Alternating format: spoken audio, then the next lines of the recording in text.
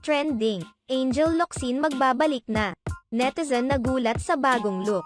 Kaagad na umani ng samut-saring reaksyon at komento mula sa mga netizens ang ibinahaging larawan ni Angel Locsin sa social media.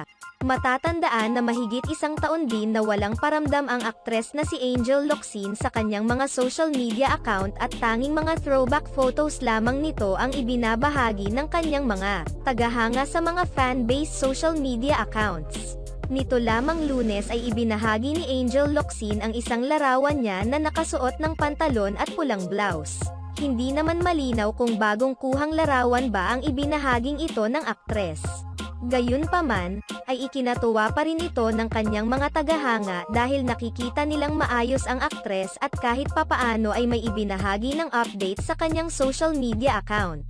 Hangad naman ngayon ng mga tagahanga ni Angel Locsin na sana ay magtuloy-tuloy na ang pagbibigay ng mga social media updates ni Angel Locsin para hindi na umano sila mag-aalala sa kalagayan nito. Matatanda ang pinagmulan pa noon ng issue ang biglaang pananahimik ni Angel Locsin sa kanyang social media accounts. May mga naghinalang naghiwalay na sila ng kanyang mister na si Neil Arce dahil sa isang babae. Nagsilabasan pa noon ang mga blind items patungkol sa celebrity couple na umano'y on the rocks na ang pagsasama. Kaagad naman itong pinabulaanan ni Neil Arce kung saan ipinahayag niyang maayos naman ang pagsasama nila ni Angel Locsin. Gayunpaman, hindi ito nagbigay ng anumang pahayag kung bakit hindi na nagiging active sa social media si Angel Locsin. May mga naghinala rin na baka may pinagdadaanang isyong pangkalusugan ang aktres kaya naman bigla na lamang itong nanahimik sa kanyang social media accounts. Samantala, nitong nagdaang October nagbigay ng update ang best friend ni Angel Locsin na si Dimples Romana patungkol sa pinagkakaabalahan ngayon ng aktres.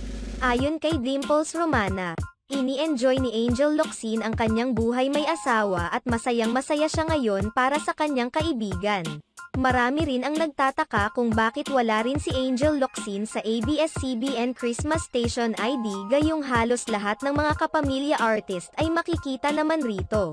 Tampok rin dito ang GMA Network na panibagong tahanan ngayon ng It's Showtime. Itinampok rin nila ang TV5 na naging tahanan rin ng iba pang mga kapamilya shows. Maging ang A to Z ay makikita rin sa ABS-CBN Christmas Station ID 2023, na pinamagatang Pasko ang pinakamagandang kwento.